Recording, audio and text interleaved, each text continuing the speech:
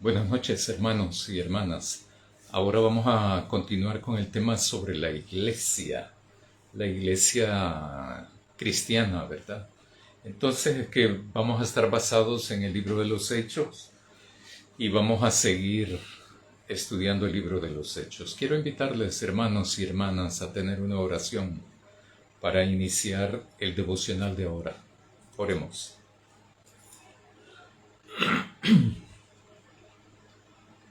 Querido Dios, queremos agradecerte la vida, pero queremos agradecerte también todo el acompañamiento que nos brindas durante no solamente este día, sino todos los días de nuestra vida. Queremos agradecerte porque siempre estás insistiendo en ayudarnos a comprenderte, a servirte, pero también tú te solidarizas con nosotros en nuestras diferentes necesidades, problemáticas, y por lo tanto queremos agradecerte porque de esa manera nos ayudas. De esa manera nos ayudas a ser mejores personas, mejores cristianos y cristianas, y también a poderte servir de otra manera más eficiente y eficaz. Bendícenos, Señor, y ayúdanos con tu sabiduría para poder reflexionar en tu palabra, pero también para poderte servir. En el nombre de Jesús. Amén. Ahora vamos a continuar.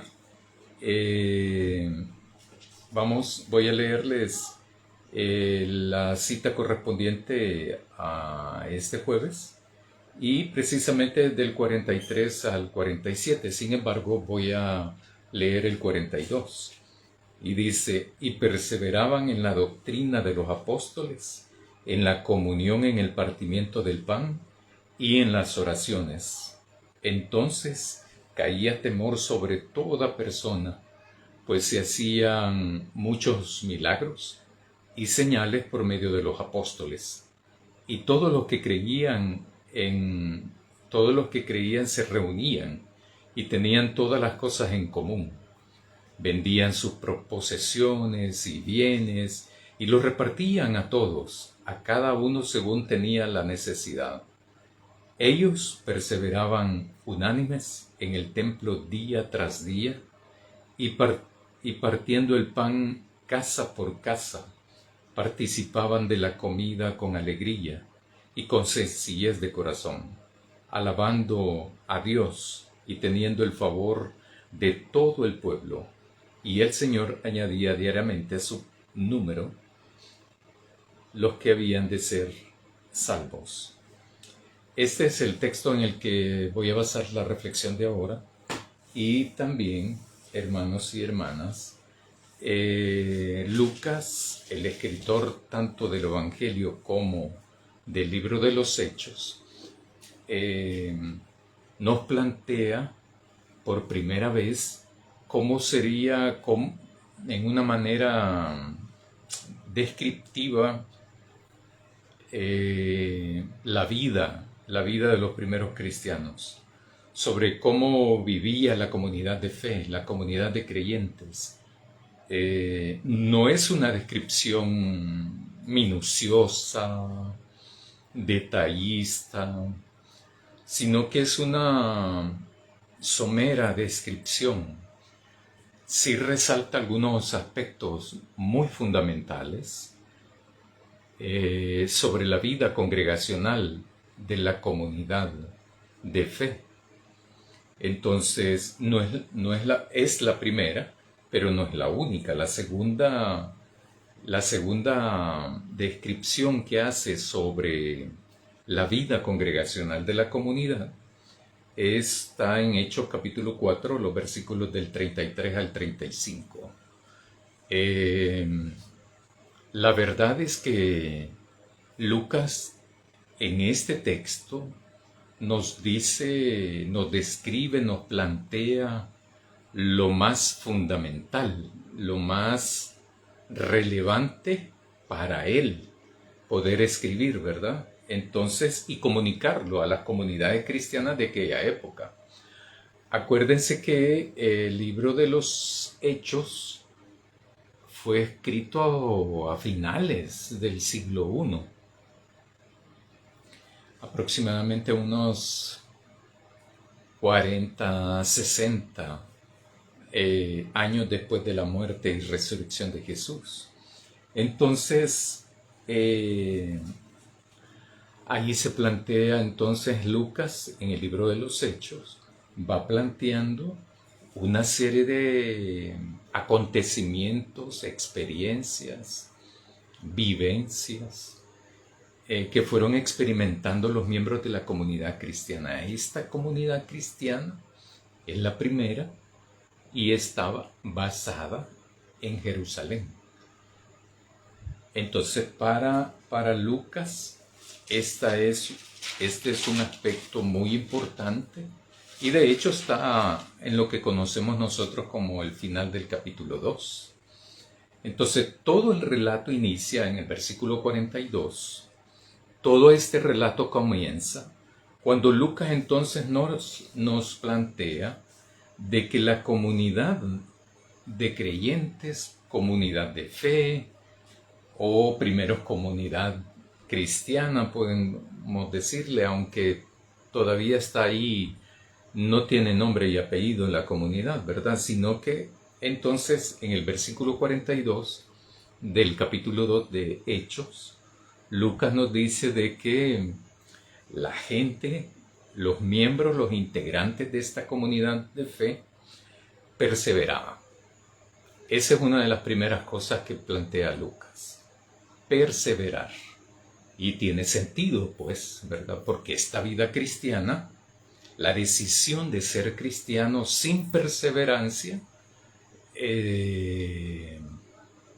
yo invitaría entonces a hacerse autoevaluaciones, porque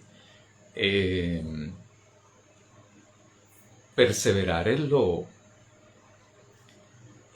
lo mínimo que uno puede aportar a esto. Porque si uno es muy errático en la vida cristiana, no aprende mucho, no discierne mucho, no experimenta la comunión con Dios permanentemente, sino esporádicamente. Fíjense bien que no estoy utilizando lo que comúnmente se dice, ¿verdad? Porque generalmente lo más común es decir, no vamos a recibir las bendiciones de Dios, etcétera, etcétera. Es que la vida cristiana no es solo de eso tampoco. Y eso está ahí en los evangelios y en el Nuevo Testamento, ¿verdad? Claro, por supuesto, uno va recibiendo la presencia de Dios y con ello todas las implicaciones que tiene eso.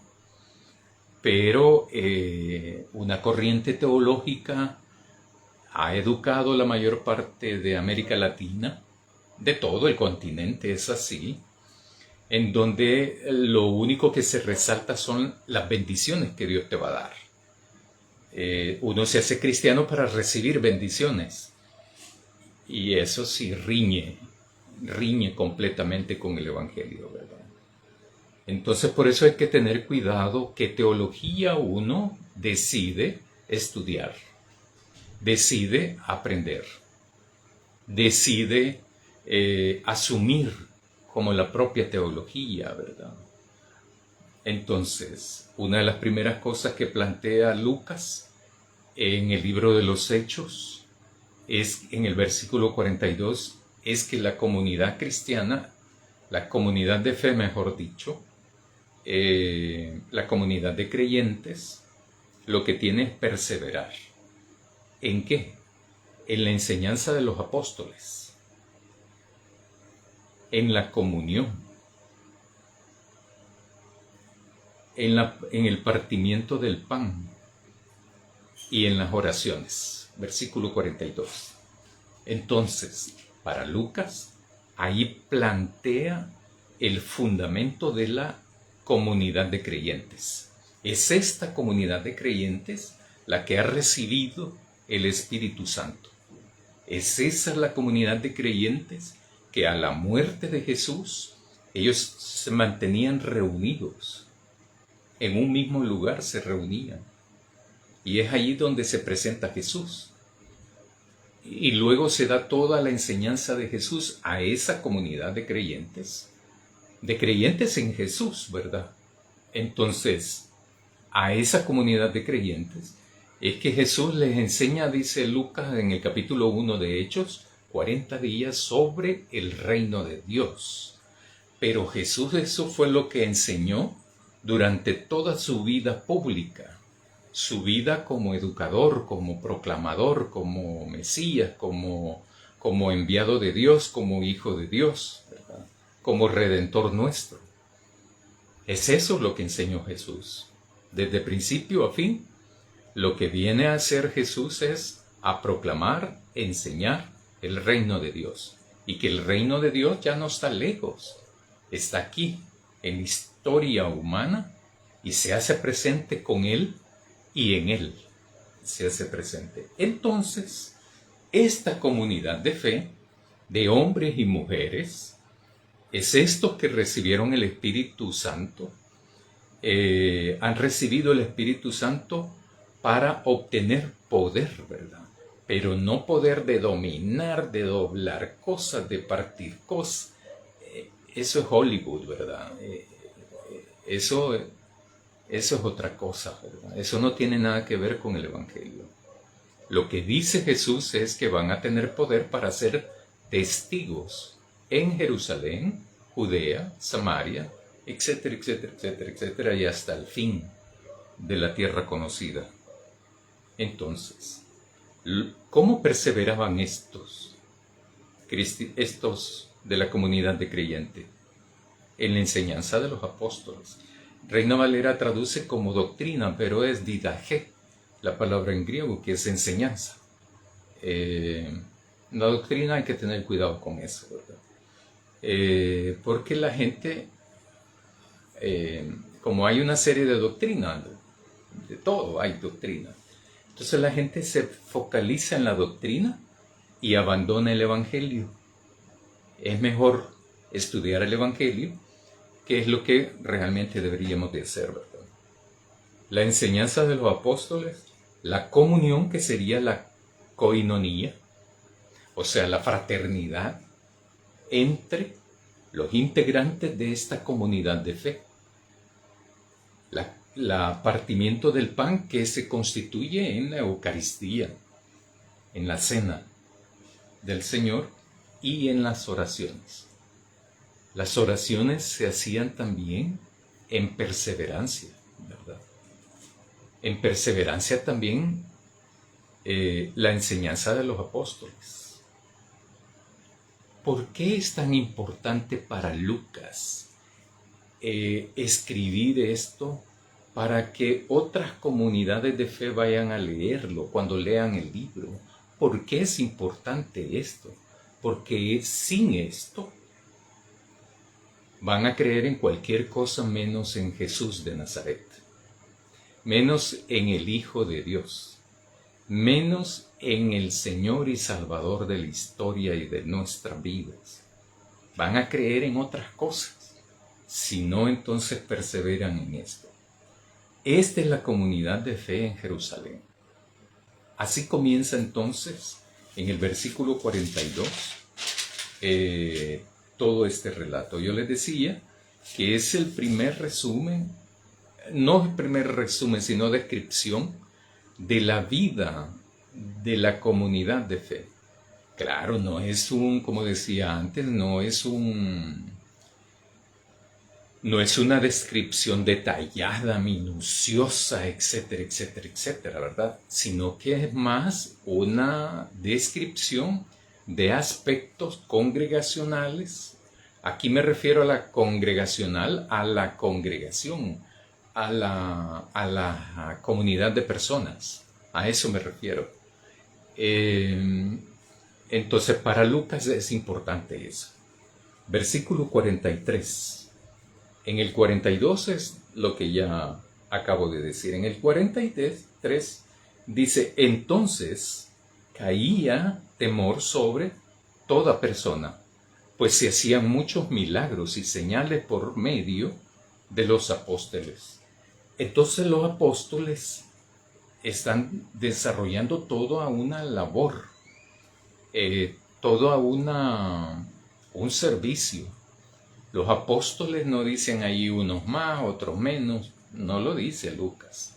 Entonces, cuando dice los apóstoles, para mí son los 12 ahora, actualmente, ¿verdad? En ese momento, pues.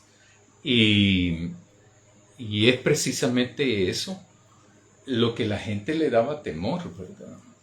Es un poco irónico eso. Sin embargo, tomando en cuenta la fecha, tomando en cuenta el contexto, tomando en cuenta la cultura, entonces el momento histórico, tomando en cuenta eso, uno puede ir comprendiendo. Pero también esa parte es como introductoria que nos hace Lucas, porque entonces uno se pregunta, ¿verdad? ¿Y por qué le da tanto temor a la gente? Si son milagros, son señales, son prodigios, ¿verdad? Entonces, ¿por qué le afecta tanto a la gente? ¿Por qué le da temor a la gente? ¿Por qué le da sorpresa a la gente? Porque son seres humanos. Así como hubo gente crítica cuando vino el Espíritu Santo a esa comunidad de fe, a esa comunidad de creyentes, porque no fueron solo los apóstoles que lo recibieron, sino la comunidad. Y entonces dice Lucas que la gente que había venido de todas las regiones del mundo conocido, dominado por el Imperio Romano, entonces le oían en su lenguaje de aquellas regiones. Pero estos eran galileos. Ya he dicho eso, ¿verdad? Que la gente decía que en Galilea, en la parte norte de Israel, la Galilea era lo peor de lo peor, ¿verdad? La gente menos estudiada, etcétera, etcétera. Entonces, la gente les sorprendía. ¿Y por qué esto, verdad? Hablan estos idiomas y no han estudiado, pues, ¿verdad? Yo me imagino que los insultos eran peores, ¿verdad? Si estos son unos grandes ignorantes, etcétera, etcétera. Porque se creía igual que todavía pasa eso aquí en este país, ¿verdad? Que piensan que en la capital hay lo mejor de lo mejor. Depende de los criterios también. Porque no necesariamente eso ocurre y es aplicable para todo. Entonces,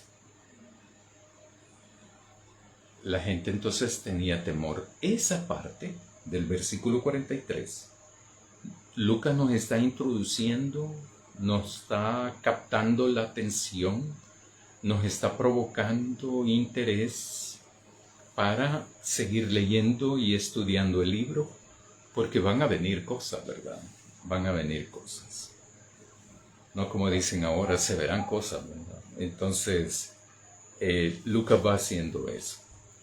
La primera descripción entonces sucinta, amplia, es más focalizada en aspectos teológicos que para Lucas son relevantes, que las demás comunidades que van a leer este libro se enteren,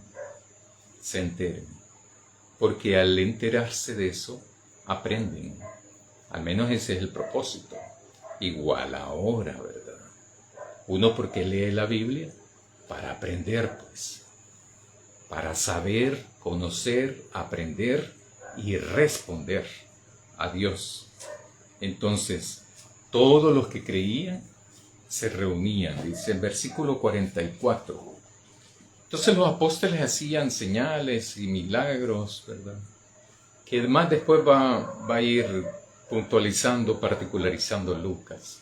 Versículo 44 dice, y todos los que creían se reunían y tenían todas las cosas en común. Vendían sus posesiones y bienes y los repartían a todos, a cada uno según tenía necesidad. De estos textos se han escrito tantas cosas, se ha dicho tantas cosas, bueno, como toda la Biblia, ¿verdad? Pero desde las reflexiones más aventureras hasta las más honestas y aterrizadas, ¿verdad? Lo que dice ahí es que todos los que constituían esa comunidad se reunían y tenían todas las cosas en común. Y entonces uno piensa ¿verdad? Uno dice, y se imagina cosas. Todos los que habían creído se reunían y tenían todas las cosas en común. Eso cómo golpea eso, ¿verdad? En una sociedad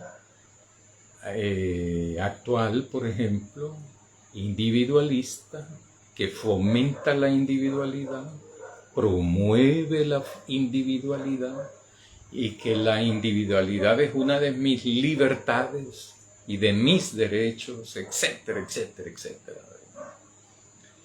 Y entonces dice también el texto, ¿verdad? 44 y 45, los que tenían posesiones y bienes y los vendían y repartían. Los que tenían posesiones y bienes los vendían. Entonces, si los vendían, obtenían recursos, quizás dinero, y a todos repartían según sus necesidades. Entonces, esto hasta cierto punto es una descripción de un actuar de la comunidad de creyentes o de la comunidad de fe. No se dice algunos hacían estos, no nos da mucho detalle Lucas, pero lo que dice es que sí, la comunidad que tenían posesiones y bienes los vendían. Y los recursos, se supone, ¿verdad? Entonces los recursos obtenidos por la venta de posesiones y de bienes, entonces los repartían a cada uno según sus necesidades. Toda persona tiene necesidades. Entonces, basado en ese criterio, repartían los recursos. Esto hace suponer entonces que los integrantes de esta comunidad tenían por lo menos dos aspectos que los hacía característicos, los identificaba a ellos, a esa comunidad. Uno, que se reunían. Porque si se fijan, eso es lo que plantea los dos versículos estos, ¿verdad? Y dos, es que tenían las cosas en común. Entonces, eso es lo que nos dice Lucas. Y yo sé que lo que más llama la atención es esta cuestión de los bienes y posesiones. Y lo otro no. Pasa desapercibido. ¿Por qué pasa desapercibido? ¿Por qué la posesión y los bienes nos capta más la atención? ¿Por qué? Y es bien interesante, ¿verdad? Es bien interesante eso. Y entonces, es sumamente interesante, curioso, a mi modo de ver, intrigoso eso, ¿verdad? Me intriga eso. ¿Por qué entonces del relato lo que más nos interesa es ¿y cómo hacían las ventas? ¿Todos tenían posesiones? O sea que todos tenían algo. Entonces todos aportaban algo. No dice Lucas eso. Lo que dice es que los que tenían vendían. Pero el recurso obtenido lo distribuían a todos según sus necesidades. Ahora bien, Lo que sí nos dice Lucas, por ejemplo, y lo que caracteriza a esa comunidad, lo primero es que se reunían. Y dos, es que tenían las cosas en común. Fíjense cómo Lucas va llevando esto poco a poco. Generalmente los evangelios y este libro plantea cosas así en proceso. No de una sola vez nos dice, por ejemplo, no, es que aquí nos reuníamos, ¿verdad? Y el que tenía posesiones las vendía. Y con los recursos obtenidos por la venta, entonces se los distribuía. No. Nos ha dicho en el versículo 42, nos ha dicho Lucas, que perseveraba en la enseñanza de los apóstoles, en la comunión entre hermanos y hermanas, el partimiento del pan, que sería la Eucaristía, y las oraciones, ¿verdad? Queremos obtener lo otro, pero sin pasar por lo primero, ¿verdad? Entonces, esa es una cuestión. Y luego nos plantea Lucas lo de las posesiones. Reunirse presencialmente constituía una característica que los identificaba. La presencialidad es algo que caracterizaba a esa comunidad cristiana, a esa comunidad de fe. Todavía no se llama cristiano. Y todos los que creían se reunían y tenían todas las cosas en común. Entonces, una de las características fundamentales que los identificaba como comunidad es que se reunían. O sea, es que se reunían presencialmente. El cuerpo estaba ahí también, ¿verdad? Me imagino que también, como diríamos alegóricamente, sus corazones, sus mentes estaban ahí, sus espíritus estaban ahí, sus cuerpos estaban ahí también. Yo lo voy a acompañar, pero con mis pensamientos. No. Tampoco. Ahí en ese momento histórico, esto de lo virtual no hubiese pegado ahí, ¿verdad? No estoy de acuerdo yo con las comunidades virtuales que se dicen en la actualidad. Eso no existe, pues. Se le puede llamar grupo virtual, pero no comunidad, porque no es cierto. Por ejemplo, yo participo en seminarios y cosas así, ¿verdad? Teológicos o sociales y todo eso. Y nada menos de un biblista estuvieron más de 200 personas. Al único que he seguido yo es al biblista. Yo, por ejemplo, como fue en Zoom, uno puede ir viendo los nombres. Puedo anotar los nombres en un cuaderno y saber fulano de tal, Juan Pérez, Salvador no sé qué. No los conozco, no hay comunidad ahí, no existe esa comunidad. ¿Por qué? Porque no lo conozco ni ellos me conocen. Reunirse presencialmente constituía una característica que identificaba a esta comunidad. Al estar, podían reconocerse. Al estar, redundantemente, al estar presentes, al estar presencialmente, se podían reconocer como parte de esa comunidad. La presencialidad me identifica con el otro, con la otra, de que formamos ese otro y esa otra igual que yo, comunidad formamos.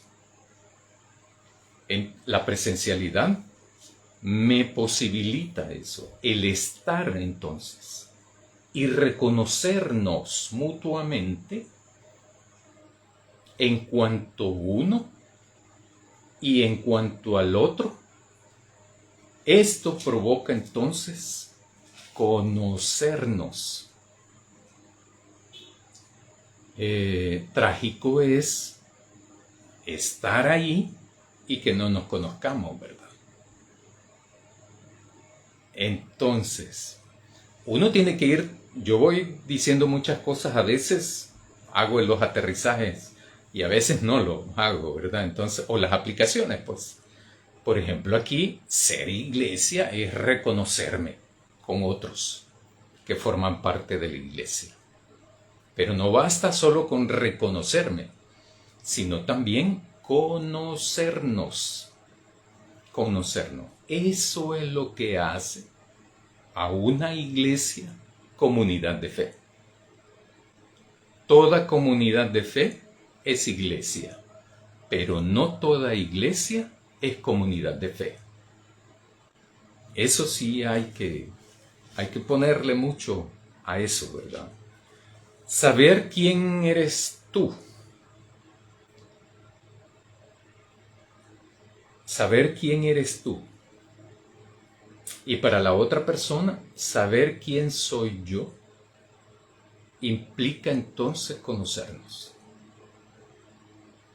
conformar comunidad. Entonces, este texto no es sobre los bienes, no es sobre la plata distribuida o los recursos, porque no dice dinero el texto.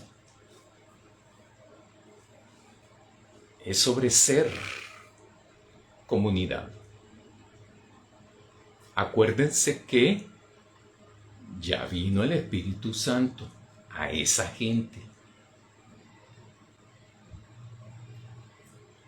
Y entonces uno puede hacer las aplicaciones, ¿verdad? Hermenéuticas en la actualidad. Y uno puede preguntarse, ¿es que tenemos que ser como...? No, no tenemos que ser como ellos, ¿verdad? De andar vendiendo cosas, porque ya voy a hablar de eso. Porque es bien interesante esa parte para mí.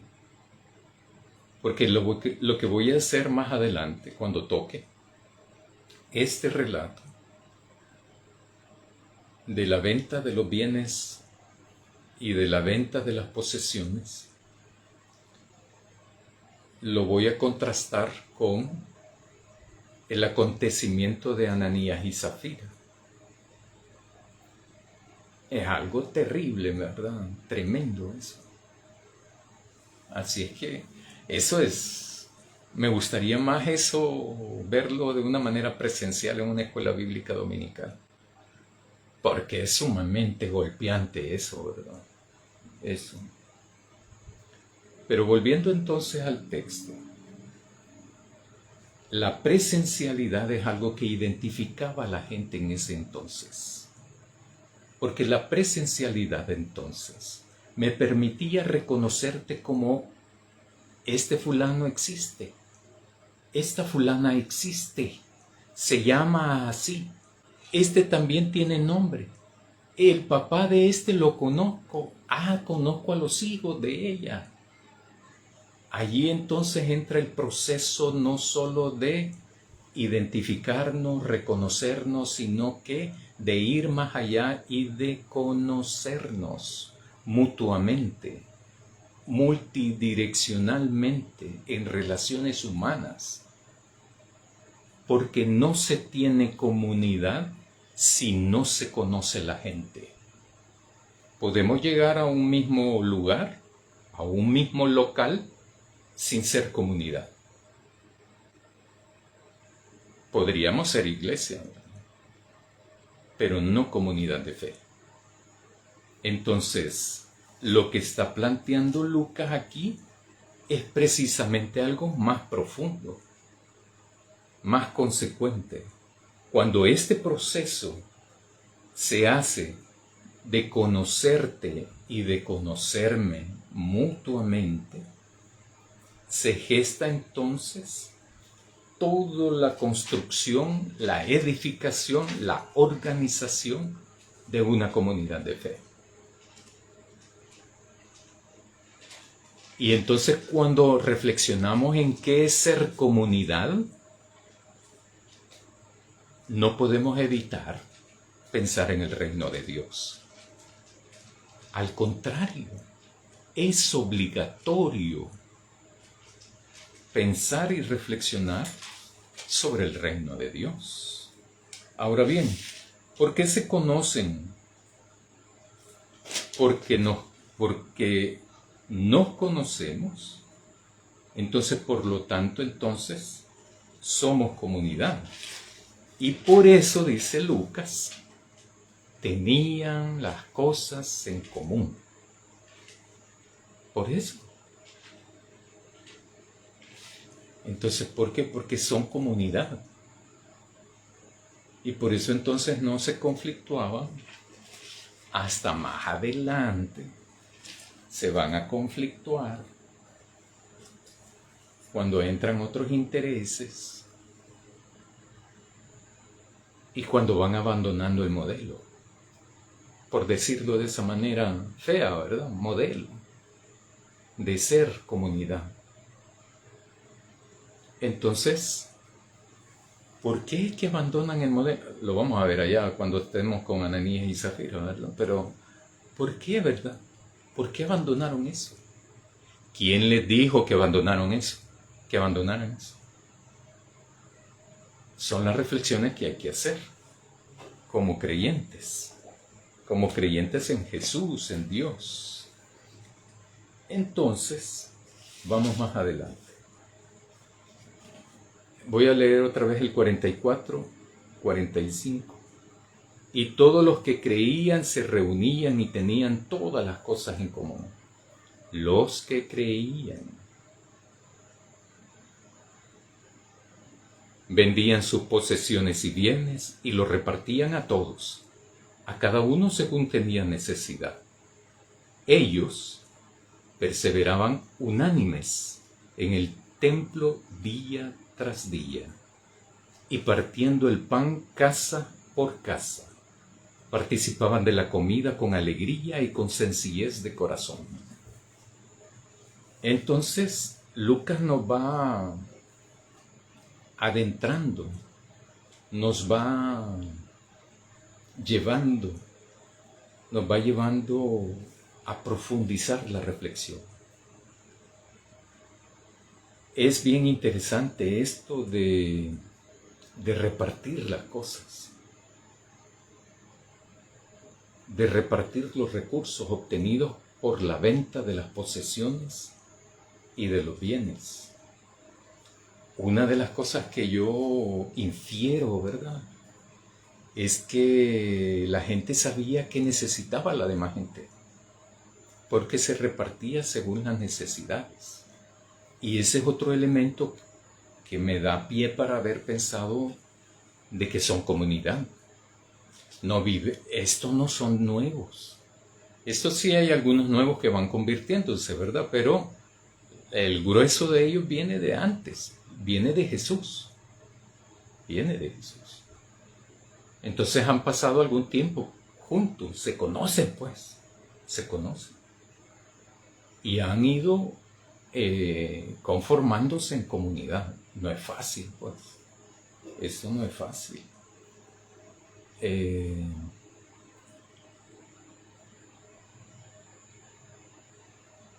A mí lo que también me resulta curioso, ¿qué es lo que les motiva a estas personas de la comunidad de creyentes vender sus posesiones y sus bienes? ¿Qué es lo que les motivó a venderlos?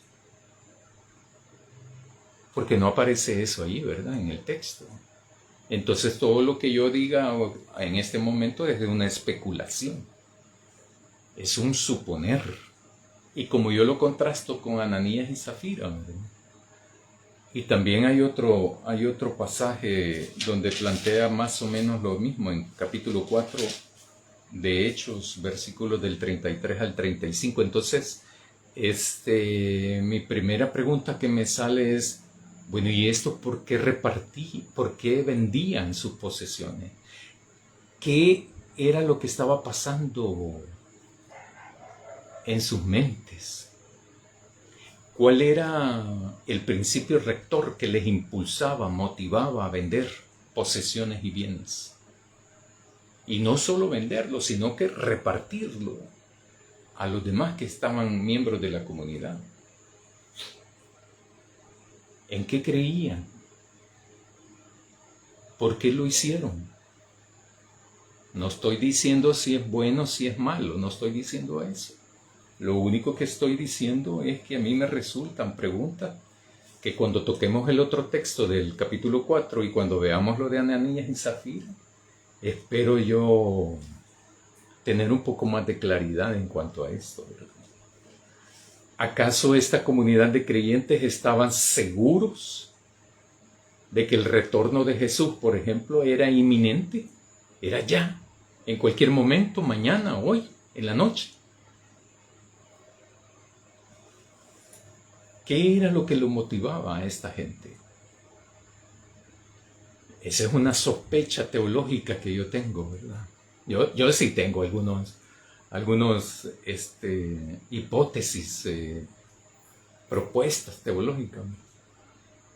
Pero a mí me gusta esta onda, ¿verdad? Me gusta esta... cuando encuentro un texto bíblico así, me fascina esto. Porque es desafiante a los propios criterios que yo tengo. Y sí, pues yo, por ejemplo, no creo ahora lo mismo que creía hace 40 años, cuando yo empecé mi vida cristiana. Hoy pienso distinto, en todo aspecto pienso distinto. Sí, debo confesar de que el hecho de decir de que Jesús es mi Señor y Salvador, eso sí, pero eso decirlo, pero el creer de que Él es mi Señor y Salvador, ahora lo que creo es muy diferente a cuando yo comencé, pues, ¿verdad?, a leer la Biblia y los Evangelios y todo eso. Hoy creo más que antes, pues, ¿verdad? A eso me refiero. No vayan a estar pensando de que no creo en Dios o algo así. ¿Cómo no? Ahora lo creo, pero a mi satisfacción, mejor y más. Entonces, en cuanto a mi creencia, ¿verdad? Eso de conocer a Dios, eso es algo sumamente difícil. Entonces, yo me pregunto, por ejemplo, esta comunidad de fe que nos dice Lucas que vendía sus posesiones y bienes, ¿por qué lo hacían? ¿Qué les motivaba? ¿Qué los incentivaba a hacerlo? Entonces yo me pregunto, ¿acaso de esta comunidad de creyentes estaban seguros de que el retorno de Jesús era inminente? ¿En cualquier momento?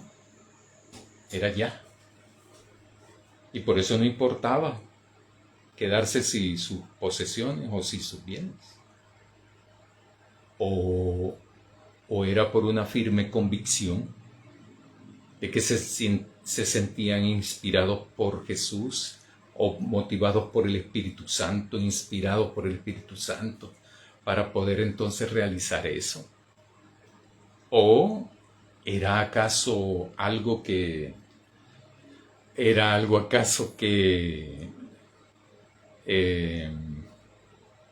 respondía al momento histórico? Que si no hubiese sido así, entonces la comunidad de fe hubiese experimentado una dispersión, abolición, división. Todas esas preguntas vamos a reflexionarlas en la próxima. No en la próxima, sino que cuando toquemos el texto del capítulo 4 y con Ananías y Zafira. Versículo, entonces, el 46 dice, ellos perseveraban unánimes en el templo día tras día y partiendo el pan de casa por casa, participaban de la comida con alegría, con sencillez de corazón. Aquí eso es todo un planteamiento de comunidad. Esto es una comunidad. Y entonces Lucas nos está diciendo con diferentes detalles que para Lucas son relevantes, los que conformaban la comunidad y que además habían recibido el Espíritu Santo, dice el texto que perseveraban unánimes en el templo día tras día. Y entonces me resulta una pregunta, entonces, ¿cómo es esto? ¿Por qué iban estos al templo? Si ya no eran judíos, pues, ¿verdad? Pero ellos seguían reuniéndose, asistiendo al templo. Y eso es lo sumamente interesante, que lo vamos a ir reflexionando en los próximos jueves. Pero entonces ellos iban todos los días al templo. El templo constituía para ellos entonces un referente de Dios. Y por lo tanto se reunían allí, día tras día. Perseveraban unánimes, o sea, perseveraban allí, cada quien va por su lado, ¿verdad? No.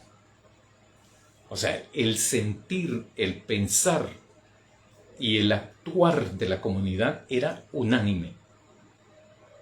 Y la cosa que nos dice Lucas es que perseveraban unánimes en el templo, día a día. También en la Eucaristía. La Eucaristía es la palabra por la acción de la Cena del Señor, ¿verdad? Eso no es católico, es griego. Es una acción de recordar a Jesús al partir el pan, que se hace varios textos. Lucas plantea algo sumamente bueno y significativo, que saber cómo era la cosa, pero dicen aquellos dos, ¿verdad? No experimentaste algo cuando Él estaba partiendo el pan, Jesús, ¿verdad? Ya resucitado.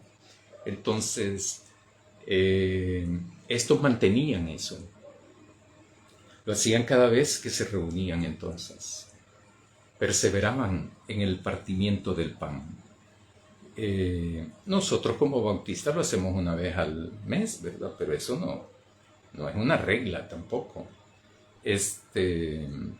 Sí es una ordenanza bautista que la hacemos así, ¿verdad? Entonces, día tras día partiendo el pan también en las casas, porque se reunían. Aquí ya va diciéndonos Lucas que no solo se reunían en una casa, sino que en diferentes casas. En diferentes casas para el partimiento del pan y la actitud de coinonía también en la comida. Cuando literalmente lo que dice, participaban de la comida con alegría y con sencillez de corazón. Y esos son aspectos, valores, actitudes, criterios muy, yo lo voy a decir de esta manera, ¿verdad? Muy anhelados, muy apetecibles, ¿verdad? Sencillez de corazón y unánimes también. Son lo que refleja quiénes eran ellos y ellas. Y es que no cabe duda, pues, el Espíritu Santo estaba con ellos. Entonces, ¿por qué vamos a esperar cosas negativas de ellos? Si el Espíritu de Dios está en ellos. Entonces ellos lo que hacían es vivir eso. Acuérdense de que lo que están teniendo con la presencia del Espíritu Santo es poder de ser testigos, de dar testimonio de Jesús, de dar testimonio a otras personas, de quién han creído. Y eso es lo interesante, que uno no tiene que andar fingiendo eso, ¿verdad? Entonces uno sabe si lo tiene o no lo tiene, pues si uno ha creído o no ha creído, uno sabe eso. Si uno tiene el Espíritu Santo o no lo tiene, uno sabe eso. No es necesario que me lo diga ningún teólogo, ningún pastor, nada, absolutamente. Uno lo sabe realmente. Y entonces estos demostraban, vivían de esa manera, alabando a Dios y teniendo el favor de todo el pueblo, y el Señor añadía diariamente a su comunidad Azú, los que debían de ser salvos, los que habían de ser salvos. Entonces, hermanos y hermanas, ahí están los frutos del Espíritu Santo, de una manera sencilla, de una manera vívida, de una manera cotidiana, comunitaria, ¿verdad? Es interesante entonces que nosotros en la actualidad como cristianos y cristianas, como iglesia de Dios o iglesia de Cristo, es que eso suena a nombre de denominación, ¿verdad? Pero no estoy pensando en eso.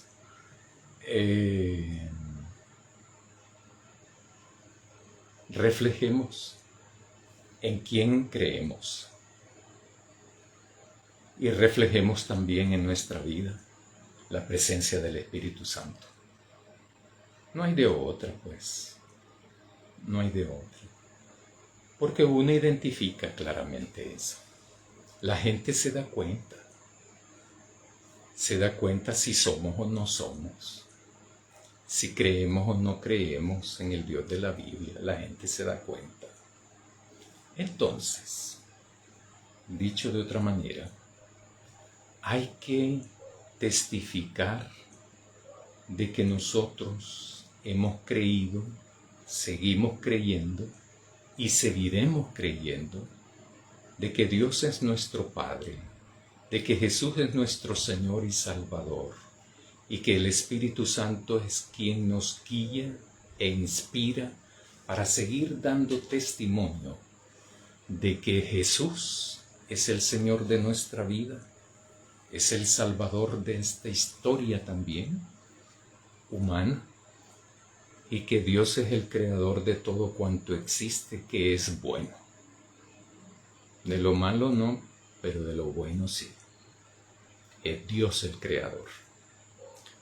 Por eso, hermanos y hermanas, al reflexionar entonces en este pasaje, Lucas nos plantea cómo eran las comunidades cristianas, las comunidades de fe, comunidades creyentes, de ese incipiente cristianismo que después vamos a llamar cristianismo.